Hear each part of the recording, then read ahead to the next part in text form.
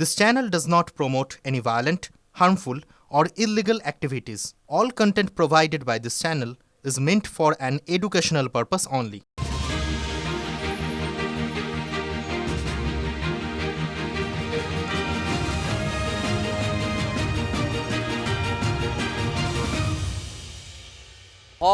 ভয় একটা গভীর রোগ। ভয় এক ধরনের ইমোশনও বটে। ভয় পেলে অনেকের হৃদস্পন্দন বেড়ে যায়, অনেকে চোখে ঠিকঠাক দেখতে পান না, অনেকের পেট গুড়গুড় করে, অনেকে ছুটোছুটি শুরু করে দেন। যেমন এসআইআর শুনানি কেন্দ্রের ভিতরে ছুটলেন কলকাতার ৭০ নম্বর ওয়ার্ডের কাউন্সিলর, তৃণমূলের কাউন্সিলর অবশ্যই, অসীম বসু। দীর্ঘদিন ধরেই একটা অভিযোগ ছিল যে এই যে শুনানি কেন্দ্র, যেটা হচ্ছে কলকাতা পৌরসভা ৭০ নম্বর ওয়ার্ড এবং ভবানীপুর বিধানসভার অন্তর্গত, সেই ৭০ নম্বর ওয়ার্ডে এই শুনানি কেন্দ্রে শুনানিতে যারা আসছেন তাদের কাছে নথি নেওয়া হচ্ছে, কিন্তু তাদের কোনো রিসিপ্ট দেওয়া হচ্ছে না। এই অভিযোগ আসার পরই আজকে রীতিমতো হুলস্থুল বাঁধিয়ে দেন এলাকা কাউন্সিলর অসীম বসু, তিনি কলকাতা পৌরসভা মেয়র পরিষদ সদস্য। পরিষ্কারভাবে লেখান, নাহলে হিয়ারিং বন্ধ করে দেবো এখানে। সমস্যা হচ্ছে এরা যে ডকুমেন্টস দিচ্ছে, বিএলওরা তো লিখে দেবে এই ডকুমেন্টস দিচ্ছি, এটা সুপ্রিম কোর্টে বলে দিয়েছে, বারংবার বলা হচ্ছে, কেন করছে এই কারচুপিটা? কাউন্সিলর যেভাবে ঢুকে আসেন সেটা নিয়ে আপত্তি যারা নির্বাচন কমিশনের আধিকারিকরা, তারা বলেন যে এভাবে আসা যায় না। হুলুস্থুল কিছু নয়, অন্যায় জিনিস চললে হুলুস্থুল হবে। এটা বাংলা, এটা বিহার নয়, ইউপি নয়। এক এক জায়গায় এক এক রকম নিয়ম কেন? ভবানীপুরের জন্য একরকম নিয়ম, অন্য জায়গার জন্য একরকম, এরমভাবে হারাবে? এরমভাবে হারাবে? হারের ভয় মাথার ভিতর ঢুকে পড়েছে, অন্য কোথাও নয়, মুখ্যমন্ত্রী মমতা বন্দ্যোপাধ্যায়ের কেন্দ্র ভবানীপুরে। অসীম বসুর ৭০ নম্বর ওয়ার্ডে ২০২১ বিধানসভা ভোটে বিজেপি এগিয়েছিল ১৯৬০ ভোটে। সে বছরই উপনির্বাচনে জিতেছিলেন মমতা বন্দ্যোপাধ্যায়, আপনারা সকলেই জানেন। উপনির্বাচনে তৃণমূল এই ৭০ নম্বর ওয়ার্ডে কিন্তু এগিয়ে গিয়েছিল ১৭২৪ ভোটে। কিন্তু আবার ২০২৪-এর লোকসভা ভোটে বিজেপি এগিয়ে গেছে ৩,৮৬৫ ভোটের ব্যবধানে। ২০২১ বিধানসভা ভোটে ৭০ এবং ৭৪ নম্বর ওয়ার্ড ছাড়া বাকি সব ওয়ার্ডে জিতেছিল তৃণমূল। ২০২১-এর উপনির্বাচনে সব ওয়ার্ডে এগিয়েছিল তৃণমূল। ২০২৪ লোকসভা ভোটে ৭৩, ৭৭, ৮২ ছাড়া বাকি সব ওয়ার্ডে জিতে যায় বিজেপি। অর্থাৎ ৮টা মোট ওয়ার্ড, তার মধ্যে 5টা ওয়ার্ডে এগিয়ে যায় বিজেপি। তাই কি ভয় তৃণমূলের? এক এক জায়গায় এক এক রকম নিয়ম কেন? ভবানীপুরের জন্য একরকম নিয়ম, অন্য জায়গার জন্য একরকম, এরমভাবে হারাবে? ভয় তো পাওয়ার কথা নয়। তৃণমূলের নাম্বার 2 তো আগেই বলে দিয়েছেন যে খেলা শেষ হওয়ার আগেই খেলা শেষের বাঁশি বেজে গেছে। এসআইআর খেলা শেষ। ২৫০-র বেশি আসন পেয়ে তৃণমূল জিতবে আর 50-এর নিচে বিজেপিকে নামাবো। আজ কেন্দ্রীয় স্বরাষ্ট্রমন্ত্রী অমিত শাহ আবার শোনালেন অন্য গল্প। খরগোশ কচ্ছপের গল্পও বলতে পারেন, রাম রাবণের গল্পও বলতে পারেন। दीदी, जब प्रभु श्री राम ने राम सेतु बनाया तब रावण ऐसा ही मानता था कि इस प्रकार से मुझे कोई हरा सकता है क्या? ममता दीदी, अब हमें तो 38% से 45% का जंप लगाना है। आप एक बार देखना, भारतीय जनता पार्टी का वोट शेयर 50% से ज्यादा होने वाला है और प्रचंड बहुमत से हमारी सरकार बनने वाली। ২০২১-এর ভোটেও এরকম খরগোশ আর কচ্ছপের দৌড় হয়েছিল। নন্দীগ্রামে লড়েছিলেন মুখ্যমন্ত্রী মমতা বন্দ্যোপাধ্যায়। করবেন না, আমি সোজা করালো মমতাকে নন্দীগ্রামে হারিয়েছি, ভবানীপুরে হারাবো, ভবানীপুরে হারাবো। এটাও কি তৃণমূলের ভয় পাওয়ার আর একটা কারণ? সাইকোলজিক্যাল প্রেশার, চাপ বাড়ছে, ভয় মমতা বন্দ্যোপাধ্যায়ের কেন্দ্রেই। যে মুখ্যমন্ত্রী মমতা বন্দ্যোপাধ্যায় নিজেই বলেন যে তিনি 294 আসনে প্রার্থী, 1.5 মাসে দুবার নিজের কেন্দ্রের বিএলএদের নিয়ে, অর্থাৎ বুথ লেভেল এজেন্ট যারা, অবশ্যই দলের তারা, তাদের নিয়ে বৈঠক সেরে ফেলেছেন মুখ্যমন্ত্রী। 15ই ডিসেম্বরের পর 30শে জানুয়ারি পরপর দুবার নিজের বিধানসভা কেন্দ্র নিয়ে কালীঘাটে বৈঠক করলেন রাজ্যের মুখ্যমন্ত্রী, ভবানীপুর কেন্দ্রের বিধায়ক মমতা বন্দ্যোপাধ্যায়। বিএলএ 2 কাউন্সিলর এবং দলের দায়িত্বপ্রাপ্ত নেতাদের সঙ্গে এই বৈঠক সারলেন। মাননীয় মুখ্যমন্ত্রী বুঝতে পারছেন পায়ের তলা থেকে মাটি সরে যাচ্ছে, তো মাটি সরে যাচ্ছে সেই জন্য ভয় পাচ্ছেন। এগুলো ভয়ের রিয়াকশন। অভিষেক বন্দ্যোপাধ্যায় দাবি করছেন, অন ক্যামেরা দাবি করেছেন, একটু আগেই শোনালাম যে এসআইআর নিয়ে বিজেপির খেলা শেষ। আর মমতা বন্দ্যোপাধ্যায় নিজের কেন্দ্রেই এসআইআর নিয়ে অতি সতর্ক। 63 নম্বর ওয়ার্ড এবং 72 নম্বর ওয়ার্ডে আরো বেশি সক্রিয় ভূমিকা নিতে কর্মীদের নির্দেশ দিলেন মমতা বন্দ্যোপাধ্যায়।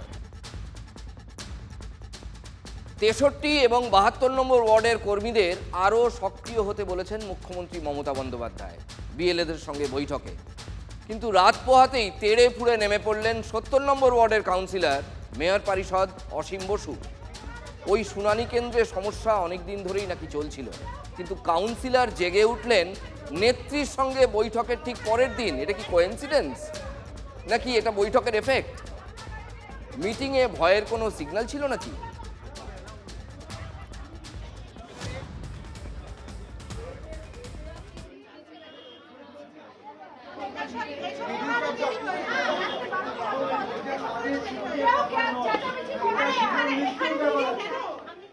তিরিশে জানুয়ারির এই বৈঠকে গুরুত্বপূর্ণ কয়েকটি কথা বলেছেন মমতা বন্দ্যোপাধ্যায়। অত্যন্ত তাৎপর্যপূর্ণ একটি কথা বলেছেন তিনি সংখ্যালঘু অধ্যুষিত 77 নম্বর ওয়ার্ডে, কলকাতা পুরসভার 77 নম্বর ওয়ার্ডে ইচ্ছে করে বহু নাম বাদ দেওয়া হচ্ছে এবং লজিক্যাল ডিসক্রিপেন্সিতে অল্প ভুলের জন্য নাম বাদ যাচ্ছে। কাদের তার পূর্ণাঙ্গ তালিকা চেয়েছেন রাজ্যের মুখ্যমন্ত্রী, ভবানীপুর কেন্দ্রের বিধায়ক মমতা বন্দ্যোপাধ্যায়। মুখ্যমন্ত্রীর বিশেষ নজর 77 নম্বর ওয়ার্ডেও, সংখ্যালঘু অধ্যুষিত 77 নম্বর ওয়ার্ড, তৃণমূলের সোনার ডিমপাড়া হাঁস। 2021 বিধানসভা ভোটে 77 নম্বর ওয়ার্ডে তৃণমূল এগিয়েছিল 21,379 ভোটে। 2021-এর উপনির্বাচনে তৃণমূলের সঙ্গে বিজেপির ব্যবধানটা ছিল, অবশ্যই তৃণমূল এগিয়েছিল। এখানেও ম্যাসিভ 21,000, একটা ওয়ার্ডের কথা বলছি, কিন্তু একটা ওয়ার্ডেই 21,765 ভোটে এগিয়েছিল তৃণমূল। আর 2024 লোকসভা ভোটে তৃণমূল এগিয়েছিল 12,325 ভোটে। গুরুতর অভিযোগ করেছেন মুখ্যমন্ত্রী মমতা বন্দ্যোপাধ্যায়। সূত্রের খবর, কালকের বৈঠকেই এই অভিযোগ তিনি করেছেন যে 77 নম্বর ওয়ার্ডে, অর্থাৎ যেখানে সব থেকে বেশি ভোট তৃণমূল পায়, হিউজ মার্জিন হয়, সেখানে নাকি ইচ্ছে করে ভোটারদের নাম কেটে দেওয়া হচ্ছে। প্রশ্ন হচ্ছে, তাহলে এই পার্টিকুলার অভিযোগটা নিয়ে তৃণমূল সুপ্রিম কোর্টে যাচ্ছে না কেন? আচ্ছা, বাস্তব ছবিটা কেমন? 77 নম্বর ওয়ার্ডের কিছু বাসিন্দার সঙ্গে কথা বলেছেন আমাদের সহকর্মী সায়ন্ত ভট্টাচার্য। দিল্লি থেকে এটা করতেছে না, এটা দিল্লি থেকে এরা দেখছে কি মুসলমান যত এলাকাতে এত এত ভোটটা কেটে নিচ্ছে, টিএমসিকে হারাবার লেগে এসব করতে। অনেক জনের নাম কেটে যাচ্ছে, এক একটা ওয়ার্ডে এত এত নাম কাটলে কি করে আলবিলো ভোটটা দিবে। আমার নাম নেই ছিল, তবে কাগজপত্র নিয়ে যে আবার দেখালাম। নাম তো রয়েছে, নাম আছে, হেয়ারিংয়ে যাচ্ছে, যাদের নাম ডাকছে তারা যাচ্ছে। না না না, বিনা কারণে নাম ডাকছে যাকে আছে, ওরকম কিছু আছে। বাকি আমাদের তো বাদ হয়নি, আমাদের তো পুরো প্রমাণ আছে। যার প্রমাণ নেই তার বাদ হচ্ছে।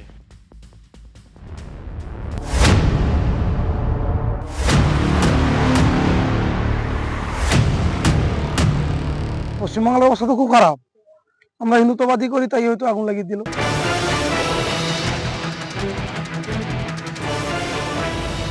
আমাদেরকে জল খেতে দিচ্ছে না, আমার শাশুড়ি বিজেপি করে। জনগণের ঠিকা ইন্দ্রজিৎ ধরকে দেওয়া হয়নি।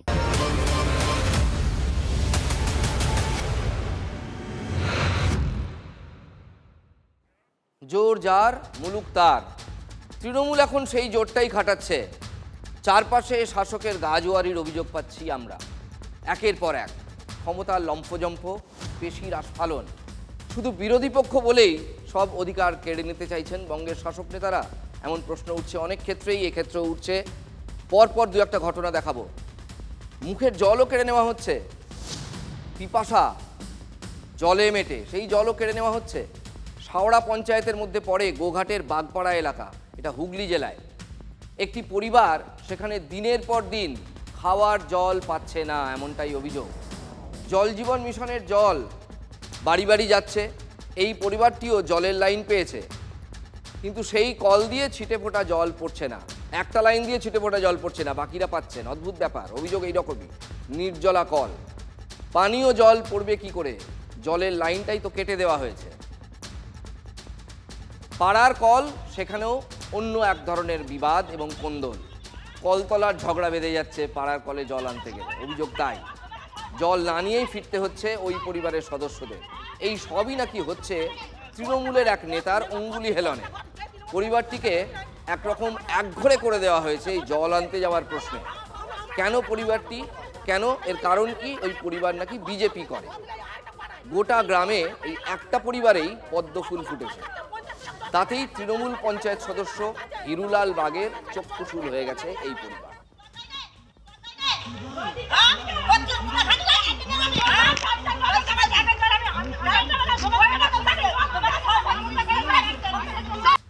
সরকারের মিনি যেটা দিয়েছে সেটা আমাদেরকে জল খেতে দেবে না। কে দেবে না? মেম্বার। কেন? কেন বলতে আমার শাশুড়ি বিজেপি করে, কি হচ্ছে? আমাদেরকে জল খেতে দিচ্ছে না। কে দিচ্ছে না সেটা? ওই হচ্ছে হিরুলাল বাগ মেম্বার। কেন দিচ্ছে না? আমরা বিজেপি পার্টি করি আর ওরা সব 3 আঙুল করে বলে এই তারিখ। কতবার আসবো, টিটকারি বোটকারি সব সময় ওদের টিটকারি বোটকারি লেগেই আছে। হ্যাঁ হয়ে গেছে 1 বছর ধরে। 1 বছর ধরে আমি আপনারা? মানে হ্যাঁ, বলার পর আমি এখান থেকে জল খাই না, 3-4 মাস হয়ে গেল। আমি আমার একটা কাকিমা বাউন্ডের, তাদের বাড়ি থেকে আমি জল চান খাওয়া পর্যন্ত সবই করি। পঞ্চায়েতে গেছিলাম, প্রধান বলছে নাকি শুধু আপনাদেরই কেন সমস্যা হচ্ছে। সজল ধারাটা পর্যন্ত দিচ্ছে না, যে টাইম কলটা দিয়েছে না, সেই টাইম কলটা পর্যন্ত আমাদেরকে দিচ্ছে না। সবার বাড়িতে গেছে? সবারই বাড়িতেই গেছে, শুধু আমাদের বাড়িতে যায় না। বলছে তোমরা বিজেপি করো। সরকার বা রাষ্ট্রের দায়িত্ব হলো নাগরিকদের জন্য পর্যাপ্ত এবং পরিশ্রুত পানীয় জলের বন্দোবস্ত করা। এটা কিন্তু মৌলিক অধিকারের মধ্যে পড়ে, অনেকেই হয়তো জানেন না, এটা মৌলিক অধিকারের মধ্যে পড়ে। ভারতীয় সংবিধানের 21 নম্বর অনুচ্ছেদে যেখানে জীবন রক্ষার অধিকারের কথা বলা আছে, সেখানেই এই জলের কথাটা উল্লেখ করা আছে।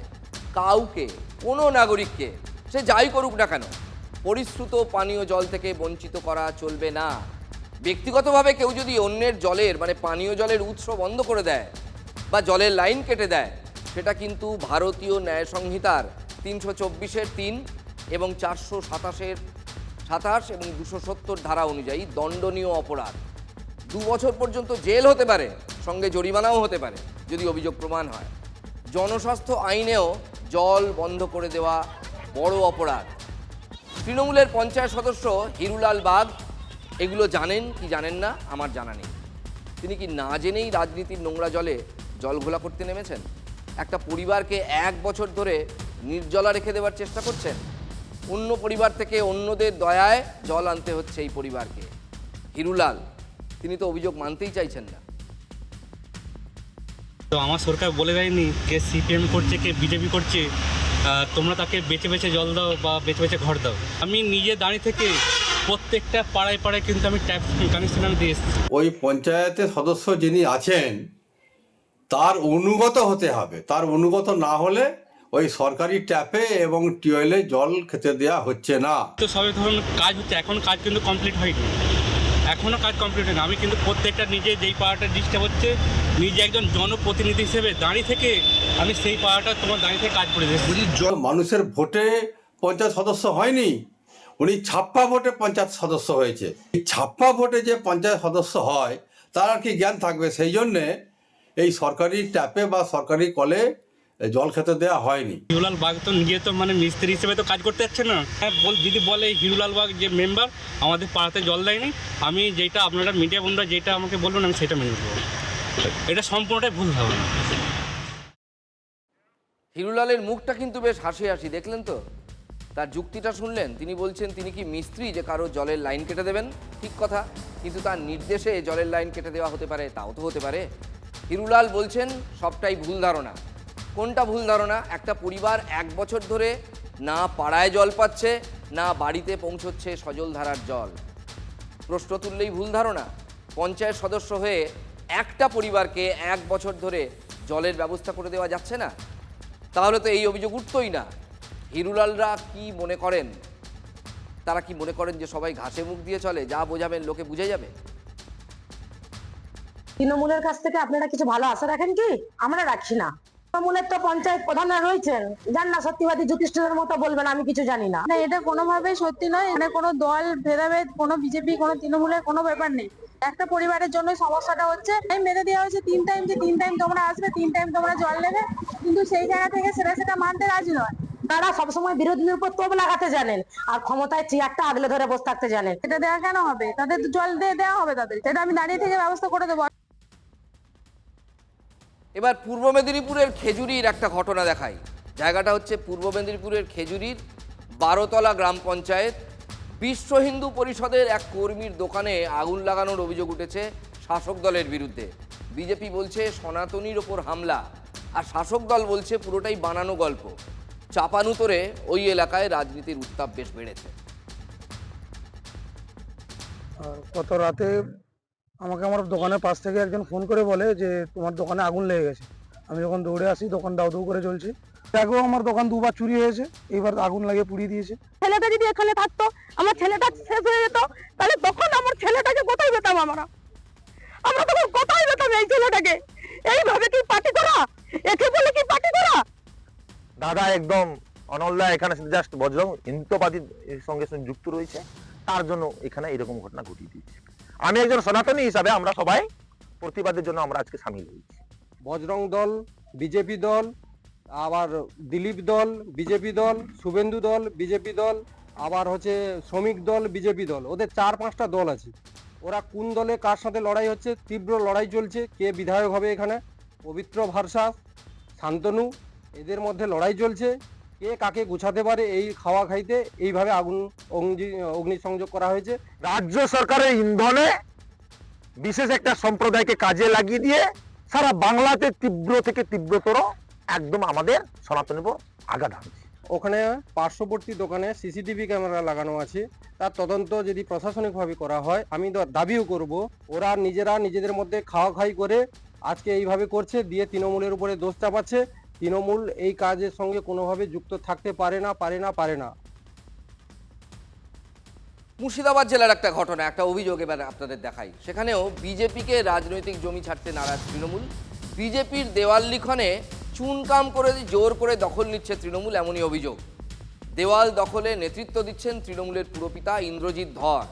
বিরোধীদের প্রচারের সুযোগ না দিয়ে তৃণমূল কি ফাঁকা মাঠে গোল করতে চাইছে, নাকি 26-এর আগে শাসকের আত্মবিশ্বাস তলানিতে তাই গাজোয়ারি করতে হচ্ছে? উনি কি জনগণের মালিক নাকি? উনি মোছার কে? জনগণের ঠিকা ইন্দ্রজিৎ ধরকে দেওয়া হয়নি। জনগণের অনুমতি নিয়ে আমরা লিখেছি, তার প্রমাণ আছে, সঠিক সময়ে জবাব দেবে। একটা রাজনৈতিক ব্যক্তি, তারা ভালো করে চেনে আমার বাড়ি কোনটা, আমার জায়গা কোনটা। তারপরেও আমার নিজস্ব ওয়াল, এই যে ওয়ালটা দেখছেন, আমার নিজের বাড়ি, নিজের ওয়াল এবং নিজের জায়গা। শুধু এইটা নয়, ভেতরে অনেক কটাতেই তারা জিজ্ঞাসাবাদ তো দূরের কথা, রাতের অন্ধকারে এই ঘটনাগুলো ঘটিয়েছে। শুধু আমার না, গোটা 6 নম্বর ওয়ার্ডে এবং গোটা 16টা ওয়ার্ডে। একটা গণতান্ত্রিক দেশে সব দলের অধিকার আছে দেওয়াল লেখনের, ওরাও লিখুক না, ওরা অনুমতি নিয়ে লিখুক। আমরা তো কোথাও তৃণমূল কংগ্রেসকে বাধা দিয়েছে এটা কেউ দেখাতে পারবে না, তাহলে ওরা কেন বাধা দিচ্ছে? এগুলো সস্তার রাজনীতি। যে সমস্ত আমাদের কাছে কমপ্লেন এসছে, যাদের কাছে বৈধ কোনো পারমিশন নেয়নি, সেগুলো আমরা টোটালটাই মিটিয়ে দেবো। যে আমি আমারটা মিটাচ্ছি এবং আমার দলের কর্মীদের বাড়িতেও একই জিনিস করেছে, সে সমস্ত কর্মীরাও আজকে সমস্ত ওয়াল আমাদের কাছে আমরা মিটিয়ে দেবো। অনৈতিকভাবে ঘাড়ে চাপিয়ে দিয়ে পেশি বলে যদি মনে করে দখল নিবে, এই দখল মানুষ মেনে নেবে না। পৌরাণিক গল্পে বলে দস্যু রত্নাকর রাম রাম জপতে জপতে ঋষি বাল্মীকি হয়েছিলেন, কিন্তু মুর্শিদাবাদের হুমায়ুন কবিরের অনুতাপের কারণটা ঠিক কি? আমি অনুতপ্ত, দুঃখিত। আমি রাজ্যের মুখ্যমন্ত্রীর কথা রাখতে গিয়ে সেদিন এই হিন্দু ভাইদের মনে যে আঘাত পেয়েছিল, আমি তার জন্য আজকে প্রকাশ্য এই লক্ষ লক্ষ মানুষের সামনে করজোড়ে ক্ষমা চেয়ে নিচ্ছি। ভবিষ্যতে এরকম মিথ্যাবাদী মুখ্যমন্ত্রীর কথায় হুমায়ুন কবির আর কোনোদিন কোনো সাম্প্রদায়িক কোনো উস্কানিমূলক কথা বা কাউকে জিতানোর জন্য কাউকে আঘাত করার কথা হুমায়ুন কবির বলবে না, আপনারা ভরসা রাখতে পারেন। আচ্ছা, মঞ্চে বক্তৃতা করতে করতে হুমায়ুন কবির কি কেঁদেই ফেলেছেন? আমার তো অন্তত তাই মনে হচ্ছে, গলাটা যেন কেমন ভেঙে গেছে। সিপিএমের রাজ্য সম্পাদক মোহাম্মদ সেলিম চেখে দেখার পরেই কি অনুতাপের জ্বালায় জ্বলতে শুরু করেছেন হুমায়ুন কবির? সেলিম যা বলেছিলেন সেটাই তো বললেন হুমায়ুন। লোকসভা নির্বাচনের সময় মমতার কথায় বিজেপি তৃণমূলের রাজনীতিকে বাইনারি করার জন্য এই 30-70 বলেছিল, কাটাকাটি কথা বলেছিল, ভাগাভাগি কথা বলেছিল। তখন যখন এই কথাটা বলছিল তখন সে মমতার কোলে ছিল। কারোর মুখে ঝাল খায় না মোহাম্মদ সেলিম। আমি সরাসরি test of pudding is eating, আমি একটু চেখে দেখি আসলে ও কি চাইছেন। আমি রাজ্যের মুখ্যমন্ত্রীর কথা রাখতে গিয়ে সেদিন এই হিন্দু ভাইদের মনে যে আঘাত পেয়েছিল। একেবারে মিথ্যাচার করছেন।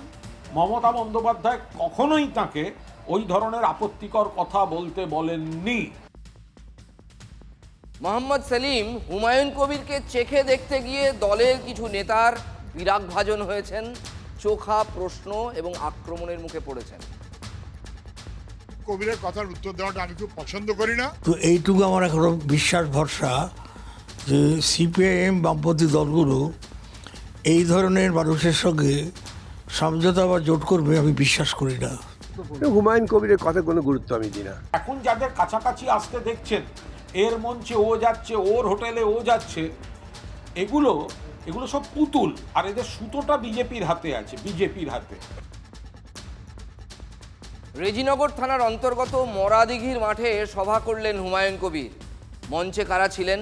মঞ্চে ছিলেন মিম, এসডিপিআই, মুসলিম লীগ, আজাদ সমাজ পার্টি, কাশিরামের যে শাখা রয়েছে, এই সমস্ত দলের নেতারা। আপনি উপরে মুসলমানদের মসিয়া আর ভাইপুকে বাঁচার জন্য মোহন ভাগবত, আর প্রধানমন্ত্রী অমিত শাহ খারাপ, প্রধানমন্ত্রী ভালো, মোহন ভাগবত ভালো, তাকে এই বাংলায় আপনি যেদিন ক্ষমতায় এসেছিলেন সেদিন আরএসএস এর শাখা অফিস ছিল বাংলায় মাত্র 558টা। আজকে গোটা পশ্চিম বাংলায় আরএসএস এর শাখা অফিস হয়েছে 12,000।